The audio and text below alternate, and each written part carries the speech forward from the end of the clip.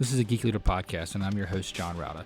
This show is all about helping us grow as leaders, become better technologists, and improve our lives both at work and at home. I hope you enjoy the show and learn a lot.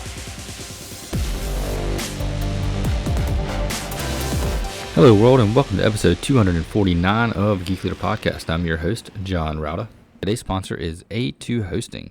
I've been using A2 Hosting solid state hosting solutions for our website at geekleader.com for many years now, and absolutely love their support, their service, and all the features that you get. You get access to cPanel. You get all of the things that you can imagine for a great WordPress experience, including their A2 optimized WordPress, which does extra security checks, extra lockdown. You can lock down your editor file so you can't edit anything inside there. You get alerts whenever there are file changes that are done. You can also do automatic updates, backups, and more with A2 Hosting. So highly recommend it. Go to geekleader.com/A2 to get more information and to sign up for their solid state turbocharged speed hosting today. Again, that's at geekleader.com/A2. All right, Geek Leaders. Today on the show, I am honored to have Dr. Steve Yacovelli back on the show. You might remember him. He was the author of Pride Leadership, and we talked a lot about diversity and inclusion probably, well over a year ago. But now we're back, and we're going to be talking again about some more inclusion and diversity, because it's one of those topics that sometimes we have to be reminded of, and things change. Things that were a focus, a couple of years ago are now there's a different focus. There's other things we need to think about, to worry about, and to focus on improving upon. And that's what we're here to talk about today. So with all that being said, Steve, welcome back to the show. Hey, thank you so much, John. Happy to be back. Yeah. So tell us a little bit, because I picked up some listeners here and there. I know when you came on last time, we were kind of, at the very beginning of COVID, and things were, or maybe it was pre-COVID. I don't right at the beginning. Right at the beginning. And we had a little drop off with listenerships, and now they're back up to better than they were before. So obviously there's new people out there that haven't heard about you yet. So just tell us a little bit about how you got to where you are today and what it is that you do. Yeah, thanks, John. So Dr. Steve Yacovelli, pronouns he, him, and his. I am the owner and principal of TopDog Learning Group, LLC. We are a boutique leadership, change management, and diversity and inclusion consulting firm. We're based in Orlando, but we primarily work with Fortune 500s and large not-for-profits in the US, Canada, and beyond. Awesome. So before we really dive into all the deep topics, I am curious kind of what your life has been like through this whole Great Resignation, COVID, all kinds of, there's been a great corporate push for improved diversity and inclusion, and all across. I mean, I don't know of a company that's not trying to improve on that, at least publicly, Yeah. So what has your life been like? So when we first talked, my business was, like so many, unfortunately, was going into the tank because of COVID. Pre-pandemic, mostly what we did at TopDog Learning Group was on-site training. So, we were like the certified leadership vendor for several clients. Me or one of my top doggers, my consultants, goes on site, does multi-day trainings, and then comes home, and we kind of, churn and burn. Well, of course, no one wanted us on campus or at their sites throughout COVID. So, and we sell for the entire year, probably by February of that year. So I know where everyone's going to be for the entire year. It was all set. That all went away. And I was like, expletive here. What do I do? And I hate to use the word pivot because it's so overused, but that's what we did. And my doctorate's in instructional technology and distance education. So it's like, well, let me use that stuff. And so we went back to our clients and said, look, let's turn this multi-day on-site thing into something virtual, but that's not going to contribute to Zoom fatigue. And so we were able to do that. We did that kind of like for the last quarter of 2020. And then 2021, the great thing about distance learning is the costs are so much better per learner. So one of our big pharma clients, I kind of sat down with the director of training and said, well, for your budget, we used to train about 120 people on site per year. So now with via distance, we can do almost 900 for the same cost. And she's like, what? So and the great thing is, our numbers have both stayed the same and increased, but of course the number of learners are going through. So that necessitated me to hire a bunch of new top doggers, get them up to speed. We actually branched out into a couple of new clients who were like, "Oh, distance learning, help us do that." And then you wrap that all around with, we focus on inclusive leadership, which of course, since 2020 is still continues to be a big focus for a lot of organizations. And so it's been busy. It's been our best year. I'm happy to say, I went from zero to having nothing to really pulling it out. And 2022 is already slated to be even better. Awesome. That's great to hear. I love to hear that. Small businesses are starting to get back to better than they were before. And, this has been a whirlwind of a ride the last couple of years. I've seen the same thing with the podcast as far as the number of listens, we cut in half for probably a good 4 or 5 months. And then it started trickling back up a little bit. And now we're well above where we were pre-COVID, which is awesome. And now we're kind of going through, especially in the tech community, this whole great resignation where people are like, the opportunities because of distance learning or we say distance learning, but because of remote work, opportunities are like all over the place. Yeah. And there's a push for people to be, obviously to try to be more inclusive when they're hiring, when looking at resumes. What are some things that leaders like myself, if I'm hiring someone, can do to try to push my biases aside when I'm reading a resume to really focus in on the content and find out if this is a good person or not? Yeah, I think the first thing for every leader, especially a hiring leader, should do in this day and age is realize that obviously depending on the role, but it's a performer's market now. I mean, it's and I'm not a big sports ball analogy kind of person, but it's like we're all free agents, and we are not beholden to a certain geography or place to live. For the most part, a lot of folks, obviously there's a caveat on that, but especially in the tech field and some of the other things, I mean, you can live wherever. And so leaders need to know that they have to create an environment of inclusivity and a sense of belonging to keep that great talent, because it's way too easy now, more than ever, that they can just take their toys and go elsewhere, never having to leave their home office. But now they're working in Chicago or New York, or at least for a firm that's based there. Yeah. So I think as leaders, we have to start to think about, one, what are we doing to foster that sense of belonging for all of our team members? And then two, at the hiring point or in the hiring process, think about 3 things. One, where am I putting my open recs? Like what websites are we using? Are they inherently demographically skewed, to white dudes, and that's where we recruit from? Or are we getting a little bit more inclusive in where we place those ads? And then I think second is, when we get that CV, when we get that resume, what are, and this is where mindfulness is an amazing thing. If you're not familiar with it, Google it, because it's awesome. But where can we get into our understanding of, like, oh, I see a certain name. There's some studies done. As a matter of fact, they just redid one last summer where they took the exact same resume, and the only thing they changed, John, was the name at the top. Yeah. Half of them were, quote unquote, black sounding names. The other half were quote unquote white sounding names. And they actually sent them to open recs they were qualified for. And they found that the quote unquote black sounding name received about, the numbers vary depending on which study you look at, but significantly less call-ins than the quote unquote white sounding name for the exact same data on the resume. And they found it was even worse in the tech industry. It was skewed by different industries. And so we as hiring leaders need to be aware that we might have those biases happening. So what can we do to mitigate that? And I know I have some of my tech friends who are like, oh yeah, we have algorithms that scrub the thing. Yeah, but those are only as good as the programmer who writes them. Right. And so, if they're not being as inclusive in the programming, then it may filter out into the AI that and you found that a lot of, a ton of AIs have been proven to be racist, because of the data that was put into it. Like, oh, hey, well, let's take this facial recognition thing and let's pump a whole bunch of white faces in there. then all of a sudden it doesn't work. Well, of course it doesn't work. People's faces are different. Yeah. So I think the third one that we can be mindful of as hiring managers is, the onboarding process in and of itself. So just when we get someone through, what are we doing to make that person feel that sense of belonging and that welcome? And yeah, it's more than just, hey, here's a Starbucks gift card for when you kind of thing. It's, do you need to be mindful that this person has kids, or maybe they practice a different religion that might necessitate some flexibility in their schedule? And so it's just those little things that go super far on making someone feel welcome, and they're going to stick around, and that's better for your bottom line.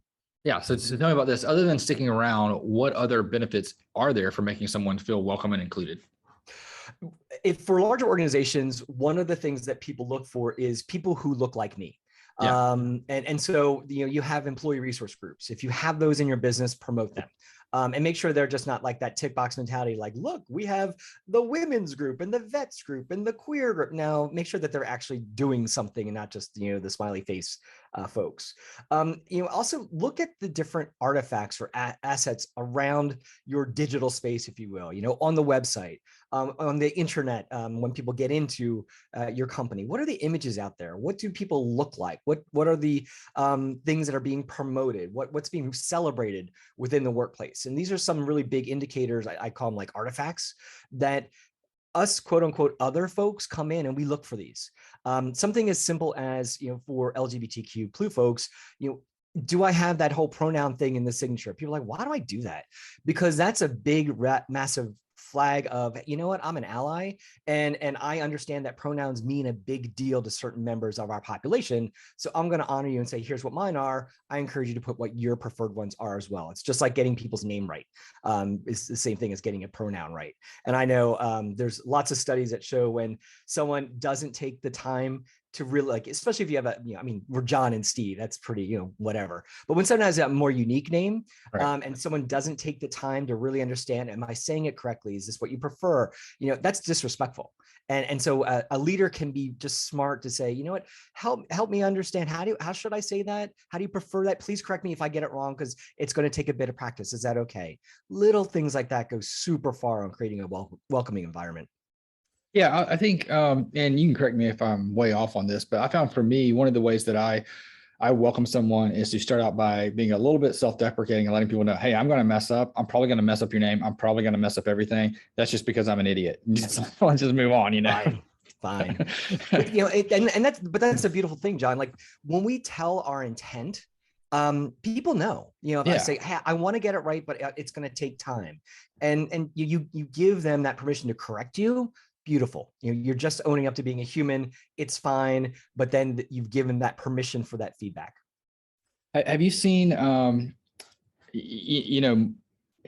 things getting better with this whole great resignation and people being remote and doing more Zoom interviews versus in-person interviews, or are the situations still just as bad?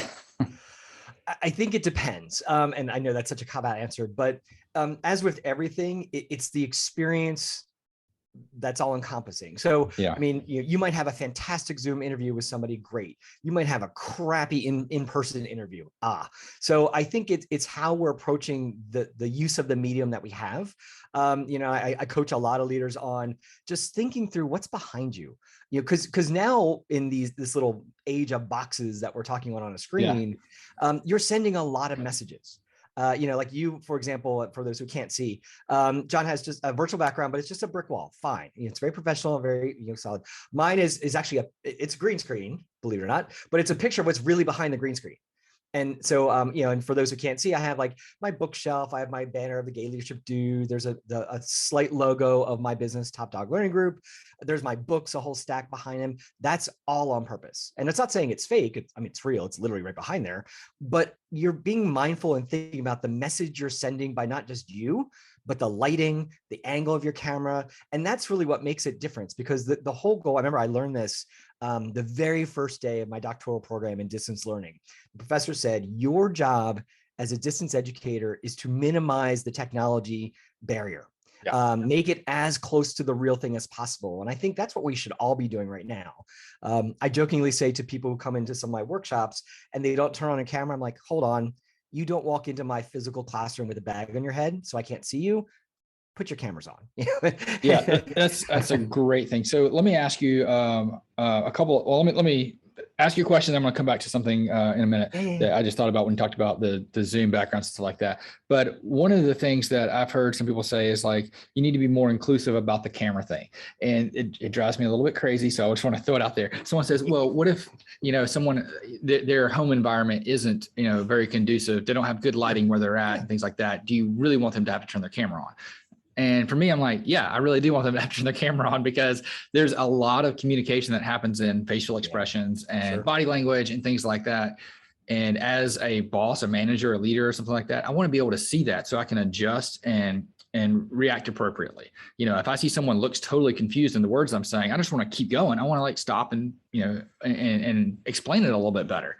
But how do you combat that kind of speech when someone says, well, I don't feel comfortable with my camera on because I'm poor and I live in this, dump and I don't have good lighting. So my virtual background doesn't work. And it's like, I don't know how do I handle that? Yeah, no, it's a great question because I've encountered that as well. And I kind of counter it with saying things like, you can be very creative and still look professional and not spend a dime. Yeah. Is there a desk that's sitting over, outside a camera shot you can use to get better lighting? Probably. If you don't like your background, can you hang just a white sheet behind you? Yes, you probably can. And so I think it's, I found when I've coached some folks, those are excuses because they don't like the camera. That's it. Yeah. It really, when it boils down to, it's that. And I think you just said a really beautiful thing is you're cutting off one channel of communication, which is the visual channel, when you don't have that on. And I think that's it's a two-way street. So, it's kind of it's a two-way street, but it's one-sided. If one person has a camera on, the other one doesn't, you're at a disadvantage. And so I think as a leader, what we should be doing is asking those questions. Like, I was told that ask the same idea of a question 5 times with a why. And sometimes it's like, well, tell me more. Well, what's your biggest concern? And you by the 5th question, you'll get to the root of the cause. Yeah. And so you kind of exploring that hesitancy is a good thing. Yeah. To expand on that a little bit. So I teach part-time at Winthrop University, and this year we had a hybrid class. So we were in the classroom once every other week and everybody was kind of spaced out. And then we did virtual the rest of the time. And one of the things that I did this year for the first time was I required the students to do a virtual mock interview with me. I had them pick the job that they want, send me the job description with their resume, and then I interviewed them. And we did a Zoom interview. And we spent the last 15 minutes of the interview with me telling them my feedback, because I told them, when you do a real interview, they're not going to give you feedback. You're just going to not get the next interview. Yeah. No one's going to say, hey, I would have hired you if you would have done this, or I would have liked it better if you would have answered this way. And what I found, I know other people can't see, but a lot of people would have their cameras like this. It's like half their face, the bottom half's not there, or the background. One guy had a picture of Snoop Dogg in the background, like smoking a joint with marijuana is flying up everywhere. I'm like, it doesn't bother me, but you're going to offend some people will be like, sure, I don't want to hire that person because we do drug testing and or whatever. Yeah. No, that's such a great feedback that you're giving, because some people just don't think about it. I mean, I've worked with executives who did just exactly what you're saying. They have their laptop, they angle it up, so now we're looking up their nose. Yeah. Oh, and there's a ceiling fan behind them, so now they have a ceiling fan crown and it's moving. And it's like, we're sending messages with all of these little things. And the cool thing is we can control that. So if I'm being interviewed and I want to convey that I'm more casual and, weed is cool, keep your Snoop Dogg poster up behind you, but know that you're sending a signal, and that's going to lead to an impression. And what we want to do as leaders and as employees, as team members, is control what signals we're sending. It's not nefarious. It's just like I get dressed up when I go into a job interview. Right. I mean, right now I'm casual down below. I live in Florida. I have yet to wear pants in like this whole pandemic, but I got my nice little formal sweater on, I got my background going, you're just mindful of the impression that you're leaving with people. Yeah, exactly. And I think that's kind of the message that I was trying to show them, but it was very eye-opening that, all these people are juniors and seniors in college, getting ready to graduate, looking for jobs, and no one had taught them or even explained to them the messages that they were sending. And, they're like, well, I had no idea. And then I found some biases in me. So I want to go ahead and bring those out, air those out too. I found that there's some things that like drive me crazy, and some of them are very simple and stupid. Yet I'm like, I don't want to interview this person because of X, Y, and Z. And the ceiling fan that you pointed out was definitely one of them. If there's something going on in the background, I'm so distracted. I hear nothing that they're saying. I'm like, okay, this person's done, but it has nothing to do with the person. So how do I help myself get over that? Well, and I'm not going to help you because I do have some of those biases as well. The one that I have found, and I've found this over and over again, and I'm coaching like some senior people, and they're living in Manhattan. So space is small. Got it. No problem. They didn't make their bed. And I'm like, come on. like that takes no effort whatsoever. Come on, you pull the sheet back. But all I kept seeing was this unmade bed behind, and it was distracting. And so then my little head starts going, well, if they're not looking at the details on what's behind them, the camera, what is the work going to be like?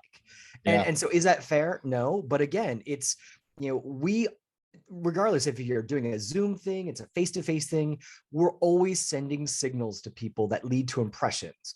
We can't control the impressions we give, but we can control the signals we send. And that's the important takeaway is like I always, when I do public speaking classes, and of course people can't see this, but right now I'm folding my hands. It's just below camera shy. Well, and I ask my students, what's your impression right now? They're like, you're closed off, you're mad. I said, I'm from Florida and I'm cold, but that doesn't matter. Right. I sent you a signal. The impression is what matters. Your job as a leader and as a team member is try to control the perception that you're giving. Yeah, no, I think that's really good. And, it's one of those things that I think people need to understand and learn. Even if you're not looking for a job, maybe you're just having meetings on a daily basis, you want to make sure you're giving the signals that are most beneficial to the people that you're meeting with. Yeah. Totally agree. So one thing that I did want to bring up and talk a little bit about is, we're talking about Zoom, we're talking about, different environments, and some companies are doing this hybrid workforce. My company is completely in the office, but I've talked to other folks that they're in a hybrid situation. And one of the challenges that they have is the people that aren't there are getting left out of the serendipitous conversations, and somebody brings donuts in, it's like, woo, we got donuts. And then you see it all over the Slack channel. And they're like, yeah, I don't get any donuts because I'm womp. Yeah. Exactly. So how can we as leaders be more cognizant of that and try to be inclusive of those people that aren't physically there? Yeah, it's a great question, John. And I, I've been talking about this with some of my diversity and inclusion colleagues, because proximity bias, which is what this is a very real human thing. We are programmed to like things that are physically close to us than things that are further. And we see this in the news a lot. People pay more attention to the stories about their backyard versus what's happening on the other side of the world. Yeah, that's proximity bias. We have it. We're programmed that way.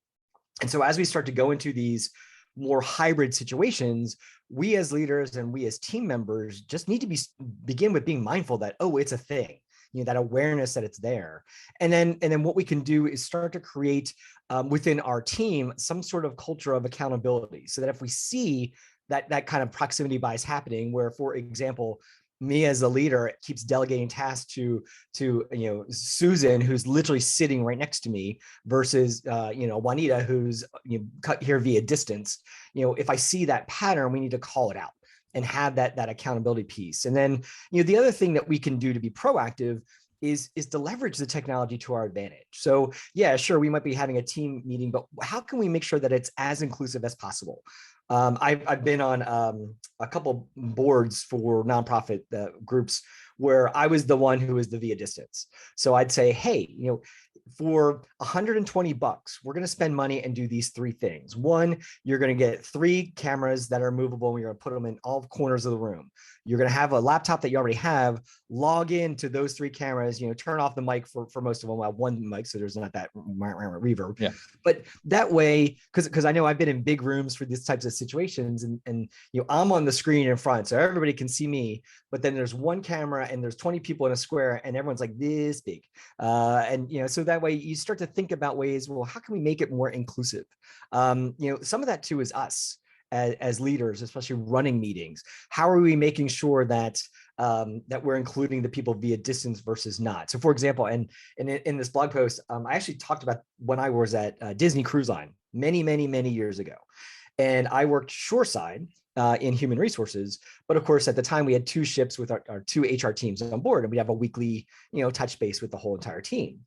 And I saw, like, when I was in the conference room, in the home office, and we were doing this teleconference, we weren't even using video and stuff. People would forget the phone was on. They'd forget the cold people out on the ships. And so they start talking like, oh yeah, that's right. Hey, you folks on the Disney Wonder, blah, blah, blah. But they would forget. And then I was like, wow, that's really crappy. And then I was on the ship, doing some work, and like, oh, there's that weekly call, Steve. You want to sit in our office and do it? Sure. And it was the opposite. The folks in the shipboard office were ignoring everybody with shoreside. So it was both sides were doing bad. So one of the things we came up with was we had little head cutouts on sticks. And so it's so low tech, but when someone was on a conference call, we stood their little head up next to the speaker. Why? Because it was a visual cue that, oh, remember Scott's on that phone, or remember Amanda's on that phone. And like little things like that, how can we as leaders make sure that we're engaging the people who are via distance? It's a little bit easier when you flip on the camera, but if you're in a conference room, are you setting it up so that you can see the cameras and it's equitable as best as it can be? So just little things like that to kind of make it a little bit more like we're all in one room together. So let me flip this and say, what responsibility should the person that is remote have to also try to be more acceptable and I don't know, proactive about the situation? Yeah, there are a couple of things, but I would argue that the ownership is on the folks in the physical space. Mm-hmm. But I do think that the remote team members, they should have the leadership courage to say, hey, wait, what about me? And for some of us who are more introverted, that's harder to do. That's where the chat kind of comes in, depending on what tool you're using. You can at least do that, or use an emoji to kind of signal what's going on. But it's having that courage to speak up when you're not being addressed.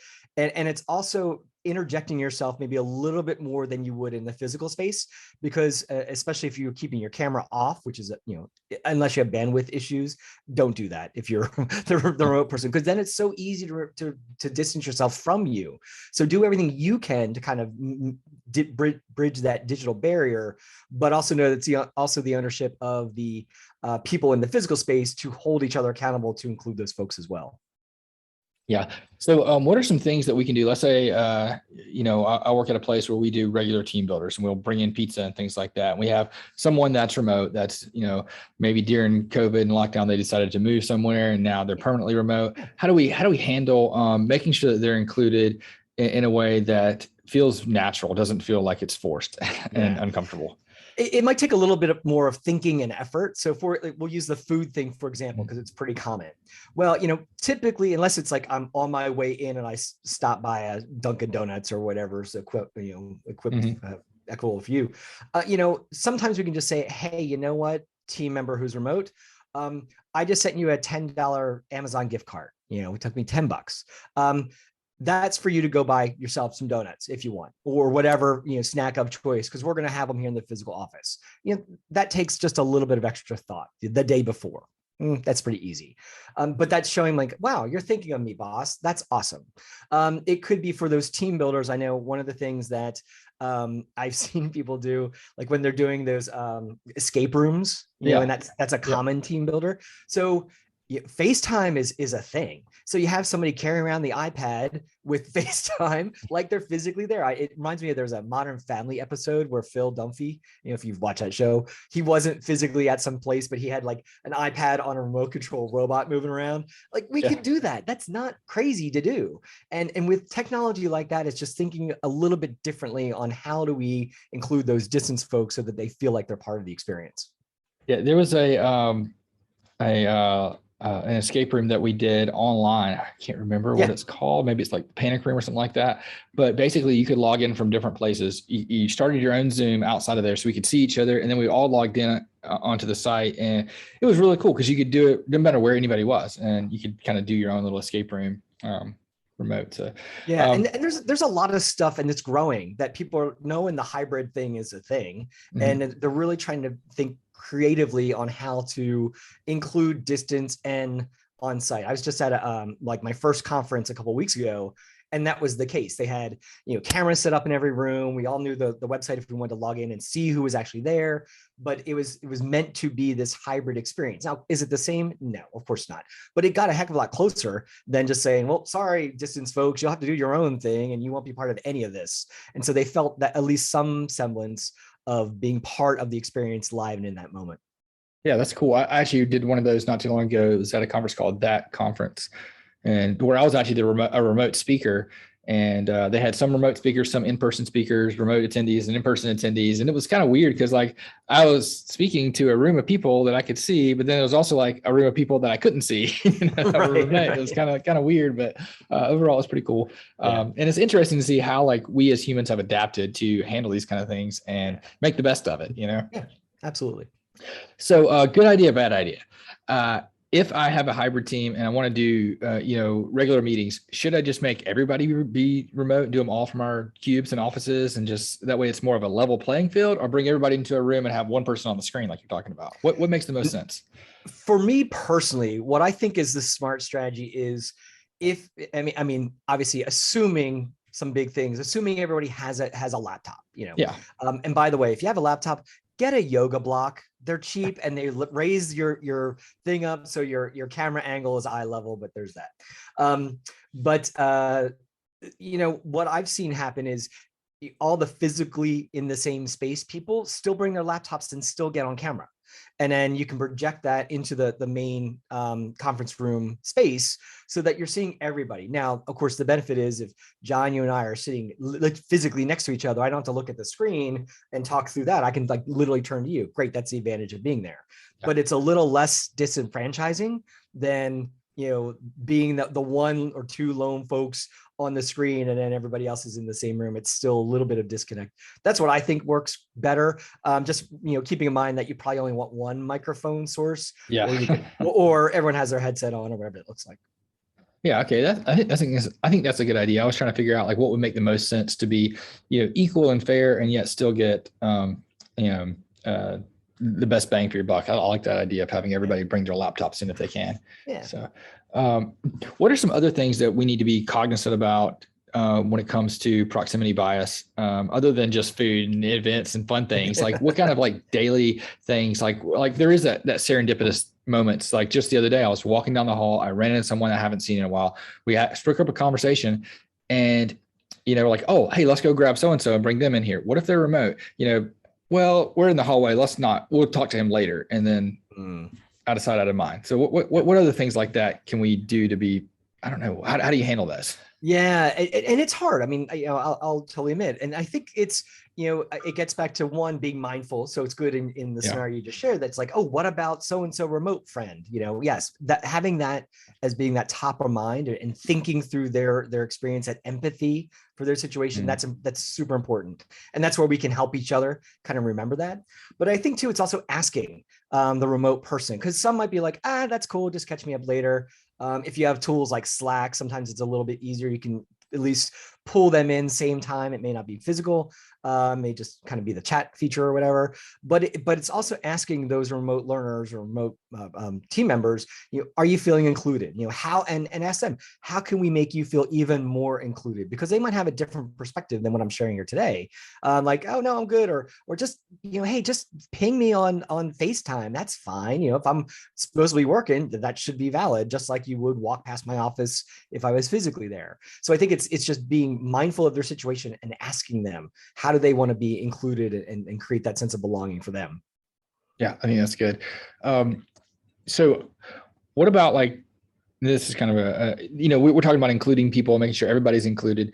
And one of the things we always talk about is race, and we talk about religion. What about age? Have you seen anything with age? Because I'm getting older now, and in technology, you kind of get to that point where a lot of people age out to where they're not, you're less likely to grow and to stay current with newer technologies and things going on. And I found myself now, my kids will ask me, I'm like, I don't know, go ask the other. I'm starting to lose that desire to continually learn new things. So what can we do to make sure we're inclusive of people that are getting older? I think it's teaching the whole concept of empathy and understanding all of the others, whatever that looks like. And so, as we get into our tech rhythms, and whether that be malleable or kind of locked in, is just to be open to that. Like, hey, maybe so-and-so doesn't like to use Slack. I know I one of my clients is really big into Voxer. It's not a foreign concept to me. It's a digital walkie-talkie, but I'm like, I just couldn't get into it. And she's forced me. I'm trying. And I'd put my Post-it notes like, did you Vox today? Just to remind me of stuff. But she was really cool about look, I get it. You're still adapting to this brand new technology. I know I have a bias for it. Just having that empathy for any of the others, whether it be kind of a an age perspective, although I kind of like to be careful not to ageism people with versus their technology kind of embracement. But really just having that empathy that not everybody's the same, either tech savvy or even tech desire that you are, and just kind of trying to meet them the best way. When I talk about effective leadership and effective communication, I often say that smart communicators are mindful of the recipient of their message's preferred method, not their own. And Yes. I think that's kind of noticing that bias about you. Are you forcing a communication channel on somebody else that maybe is going to be met with resistance? Yeah, I've been trying to be very, very conscious of that. Like when I'll reply to somebody on Teams or something, depending on how I think they'll receive it, I'll say, okay, this one will come across better as a GIF. I want to send a GIF for this one. And the other one, I'll just do like a thumbs up. And if someone calls it a GIF, be okay with that. I don't know if I can do that. Well, I'll have to really stretch myself there. I'll be okay with it after I correct them. There you go. That's fine. GIF, it's not peanut butter, man. Come on. Exactly. Yeah. So yeah, we always go through that. But yeah, that's one of the things that I have that fear, as I'm getting older, like how am I being perceived, especially for my kids? My kids are always the worst. Like, Dad, you're so old. Like when I hurt my leg, I was telling you about it before we got on the show that, I fell and hurt my leg doing karate. And the first thing my son came up to me is like, Dad, you're old. Nobody else fell. I'm laying here with my torn ACL. My 3-year-old's telling me I'm old. Nice. Yeah. Yeah. So I am trying to be empathy more lesson conscious of going that. on there. Yeah. Well, I'm reminded of a story one of my best friends told me. Now, she's insanely tech savvy. She's in her 60s.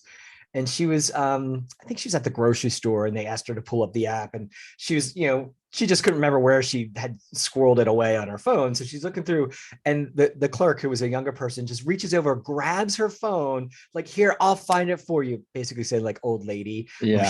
She was not happy. And, but there's that ageist mentality. And we need to be a little bit mindful that, I know my niece, she despises technology and she's a millennial. So it's like, you can't assume just because of someone's age about their tech savviness or embracement of technology, but, just listen and be mindful and ask those questions. Yeah. So now I want to ask a really tough question. And it's one that I kind of struggle with when people talk to me about it. When it comes to inclusion, we want to include everybody and all the others. The line of what is an other is kind of changing quite rapidly, especially now with this. We have people that are pro-vaccine and people that aren't vaccinated, and a lot of companies are saying, well, you got to be vaccinated to be here. And other people are like, well, can I just take a test? What's going on? How do we really open those doors right now and still keep everybody safe?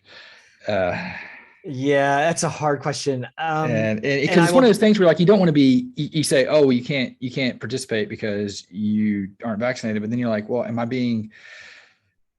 not being inclusive to those folks as well? How do you handle it? It's a weird time. And I want to first acknowledge that I am not a scientist. I am not a medical expert. But when I was a kid, did I get all my vaccines and did I have any say in it?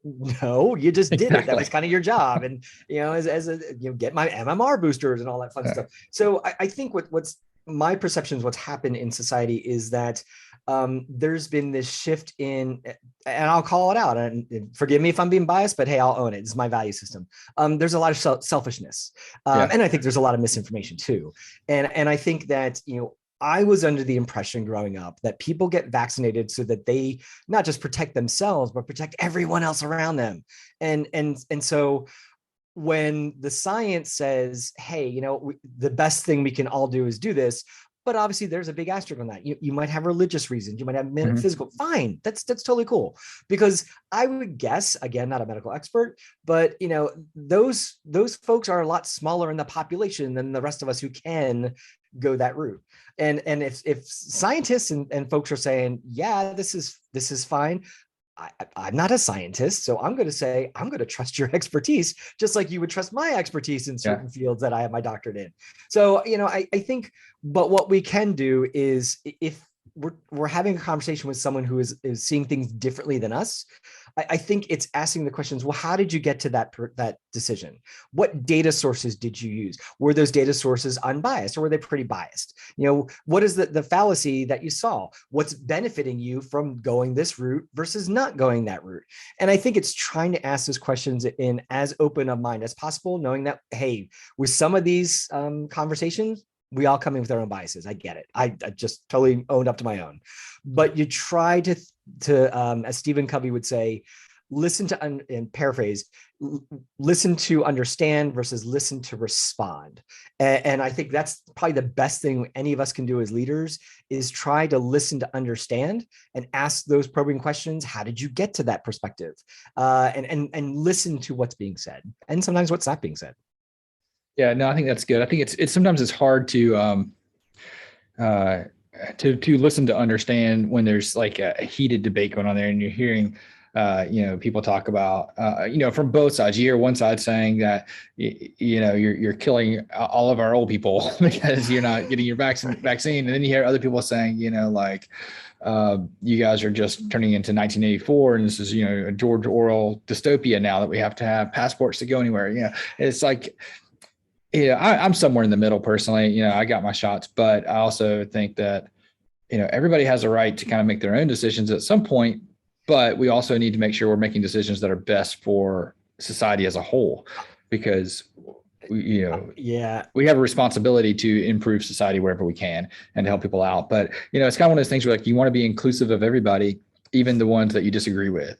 And I think everyone's entitled to their opinion. Absolutely. Yeah. But, I don't think just because I can, like I should, in a public pool, I should be able to pee in it, because eventually that's going to reach other people. And so that's kind of where I've been approaching this whole like vaccination thing. And that's a great analogy. I mean, sure, go to the shallow end and do your thing, but eventually it's going to make its way to the deep end. So, and we're all in this pool together. Yes, absolutely. Cool. So what other pieces of advice that would you have for someone who is trying to hire during this great resignation where there's, like a whole lot of challenges out there and you're trying to be inclusive? I know one of the things that I used to do that I haven't done in a while, honestly, just because of the speed everything's going, is I used to print out all the resumes. Like I'd pull them up and then delete the names or like hide them with I had this like a white JPEG that I would just drop on everything, like print it. And then that way, because I wouldn't remember what I saw before, I highlighted the names, but now it's like, I don't have time for that, because if you wait 2 days before you review and respond to an interview, they found another job. They're out somewhere else. So like, what kind of advice would you have for a leader that's trying to do their best, but they're also like under the gun for speed? Yeah, I think when you get into quickness and speed, you can sacrifice quality. I mean, that's universal truth. And so, one of the things that you may be able to do is have others help you with the process, because you're going to do two things. One, you'll keep up with the speed, which is awesome. But two, if you're doing it right, you'll have diversity of thought. So, don't have all the same demographic type folks looking at the resumes, because obviously we're not looking at it through different lenses as best we can. And so I think if you can somehow have that kind of that pool of folks helping you weed through those potential candidates, it may do a service to find that diversity, or at least not have that bias. And as well as kind of be a little bit faster in the process as it is. But the other thing too, though, is you sometimes can't do anything about the speed that someone's like, oh, I'm going to jump into that job. Well, then maybe they weren't the right fit talent if they didn't have the patience to, honor the process as it stands. So there's kind of that way to look at it as well. Yeah. So we really didn't get a whole lot of time to talk about your book, Pride Leadership, but let's quickly just hit over. You had 6 leadership competencies in that book that we talked a little bit about last time, but if you just want to hit through those really quick and then tell how people can find out more and pick up a copy of the book themselves so they can read it, so they're not like, you need a disadvantage of this conversation, and not get a chance to pick it up. Yeah. So my latest book, Pride Leadership Strategies for the LGBTQ leaders to be the king or queen of their jungle. Yeah. It focuses on 6 competencies that I've seen really any leader, whether they're LGBT or not, really leverage these to knock it out of the park when it comes to leadership effectiveness. There are things such as being authentic within the workplace, having leadership courage, leveraging empathy, effective communication, which we talked a lot about today, fostering relationships, and shaping culture. And it's funny because I wrote it through, quote unquote, the rainbow lens, if you will, because these are competencies that every leader should really be focusing on. But I addressed the book through the lens of being a queer person. So, for example, authenticity. Well, if you look at the Brene Browns and some other leadership gurus, they're saying that, hey, if you're authentic, you're a better leader. You foster trust. Yes, these are all true. But I say if you're an out gay man in the workplace, if you're a trans person, being your authentic self in the workplace, that's already being authentic. Channel that energy toward leadership effectiveness, if you will. What's funny is since the book came out and the 8-week online training program around it, a lot of allies are going through it, which is even cooler. So in the classes, we have this mix of gay and straight folks learning from each other, listening to my really bad dad jokes with solid leadership theory in the book, and just enjoying each other's difference and learning through the 6 competencies in that perspective. Yeah, well, I thought the book was really good. It was very conversational. A lot of funny little things in there that I would recommend to anybody, gay, straight. It doesn't matter. I think it's for everybody, honestly. And I still remember parts of it when I read it, well over a year ago.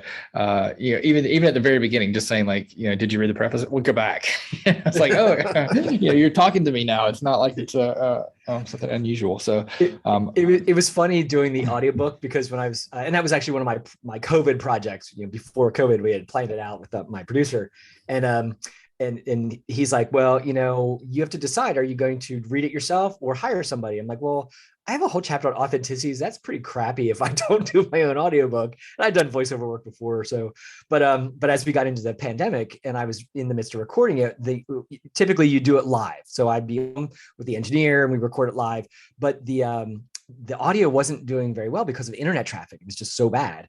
And so he's like, well, you're going to have to do it on your own, find the quietest place in your house. I've done voiceover work. I have the software to use it. And so of course the quietest place in my home was my walk-in closet. So I jokingly say that my queer leadership book was read in the closet. So that's kind of funny. Nice. So how can people connect with you, find more about TopDog and the things that you guys are working on, and pick up a copy of your book? Yeah, so the easiest place to find us is on topdoglearning.biz, B-I-Z.